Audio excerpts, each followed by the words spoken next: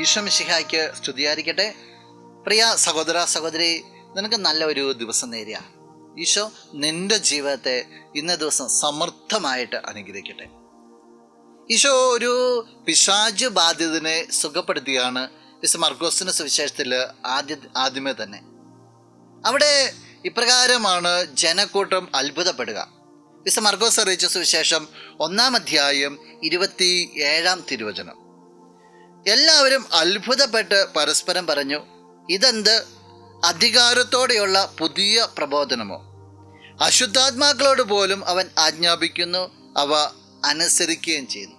ജനക്കൂട്ടം അത്ഭുതപ്പെടുകയാണ് ഈശോയുടെ പ്രബോധനത്തെ കേട്ടുകൊണ്ട്. ഇതെന്താ പുതിയ പ്രബോധനം? നിയമജ്ഞരെ പോലെ ഫരിസരെ പോലെ ഒന്നും അല്ലല്ലോ. ഇവൻ പറയുമ്പോൾ പറയുന്നത് സംഭവിക്കുകയാണ്. അധികാരത്തോടുള്ള വചനം. അശുദ്ധാത്മാക്കൾ പോലും ഇവനെ അനുസരിക്കുന്നു. നമ്മുടെ കർത്താവിനെ കുറിച്ച് പറയുന്ന കാര്യമാണ്. നമ്മുടെ ഭർത്താവിൻ്റെ ശക്തിയെക്കുറിച്ച് പറയുന്ന, നമ്മുടെ കർത്താവ് പ്രവർത്തിക്കുന്ന രീതിയെക്കുറിച്ച് പറയുക. നമ്മുടെ കർത്താവ് അങ്ങനെയുള്ളൊരു കർത്താവാണെന്ന്. അധികാരമുള്ളവൻ, അധികാരത്തോടുകൂടി ആജ്ഞാപിച്ചാൽ അത് നടന്നിരിക്കും. അങ്ങനെയാണെങ്കിൽ ജീവിതത്തിൽ എപ്പോഴെങ്കിലുമൊക്കെ തളർന്നു പോകേണ്ട ആവശ്യമുണ്ടോ?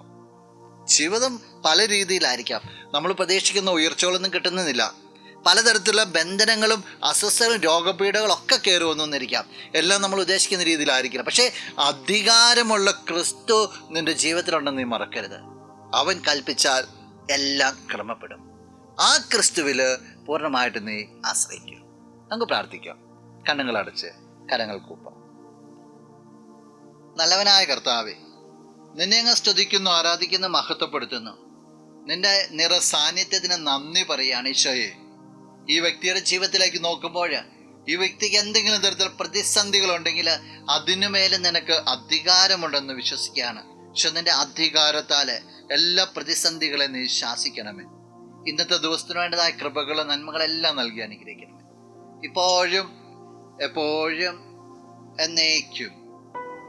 ആമേൻ. ആരാധിച്ചിടാം, കുമ്പിട്ടാരാധിച്ചിടാം. ആരാധിക്കുമ്പോൾ അപദാനം